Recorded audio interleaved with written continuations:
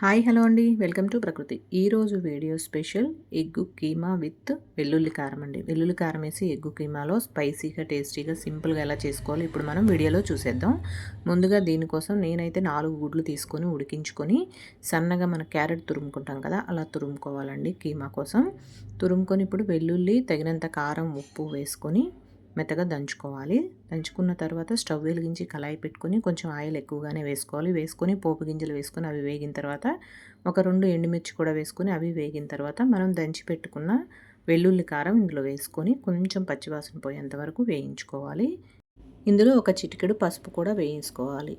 వేసుకున్న తర్వాత కొంచెం కొత్తిమీర వేసుకుంటే ఫ్లేవర్ బాగుంటుందండి. కొత్తిమీర వేసుకొని అది కూడా కొంచెం పచ్చివాసన పోయిన తర్వాత మనం తురిమి పెట్టుకున్న కీమాలోకి ఈ వెల్లుల్లి కారం వేసుకొని కలుపుకోవడమేనండి. అంతే. ఎంతో స్పైసీగా రుచిగా వేడి వేడి అన్నంలో వేసుకొని తింటే చాలా బాగుంటుందండి. ఇది స్పైసీగా చేసుకుంటేనే బాగుంటుంది.